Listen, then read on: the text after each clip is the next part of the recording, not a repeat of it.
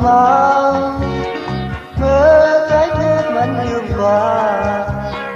bay trong đi hàng đó khi kem đó còn xì lệ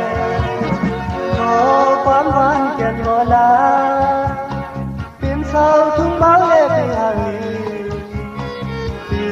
trái cây ăn hạt sự ná nó hàng tại lệ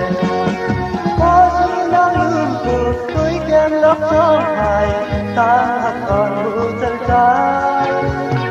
tôi là nắng hương cuộc trái lấy sự đón sự ôi lần hạt cao còn hoang mơ theo thằng năm máu sự tan hông mơ rực cần mơ trái ơi hạt giam liều này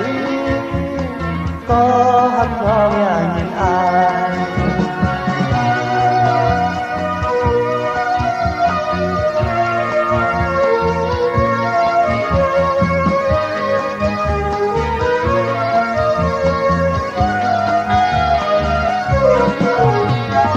có trái hạt sau thùng máu mơ trái thuốc vẫn nhường qua tay đang đi hàng nó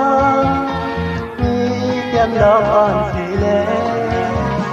có quán quán kem ngõ lá tiền sao thuốc máu lê về hàng vì trái cây ơn hận hận đá nó hàng im tại lệ có gì đang hương cuộc tôi kem lóc gió hài ta còn hương rơi trái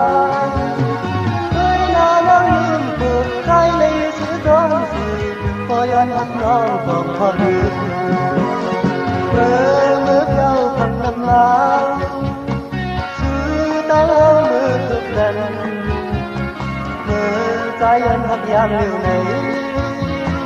có hắt nó nhà nhìn ai